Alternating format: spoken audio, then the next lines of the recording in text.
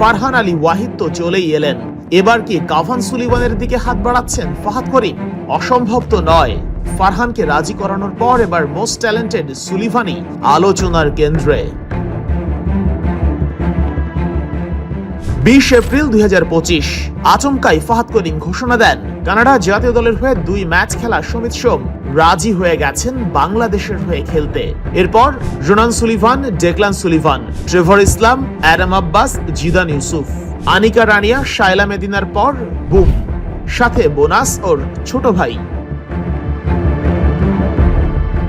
গেল 11 মাসে top rated যত অরিজিন ফুটবলার ফাহাদ করিমের ডিপ্লোম্যাসিতে বাংলাদেশে এসেছেন তাতে ফ্যানদের চাহিদা আরো বেড়ে যাবে, সেটাই স্বাভাবিক। এর মধ্যে আবার ডাচ পাসপোর্ট হারানোর ভয়ে পিছিয়ে গেছেন নিলয়। জয়ান হাকিমের পেপারস ওয়ার্ক অনগোয়িং।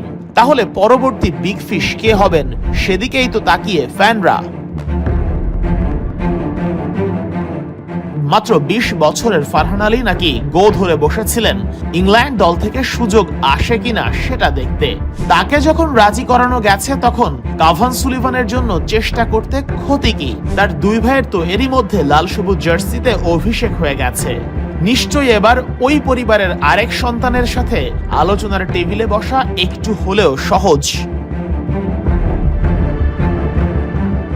ফারহান রাজি হওয়ার পর এখন ভক্তদের জোর দাবি ফাহাদ করিম এবার আটঘাট বেঁধে নামুক কাভানকে রাজি করাতে।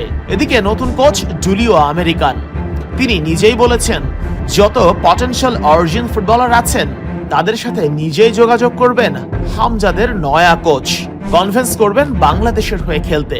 ডুলি যদি কাভানকে বোঝানোর দায়িত্বটা ভালোভাবে পালন করেন কাজটা তখন হয়তো আরো বেশি সহজ হয়ে যাবে। আর যদি এই ডিলটা হয়েই যায় তবে বাংলাদেশের ফুটবলটা চলে যাবে নেক্সট লেভেলে।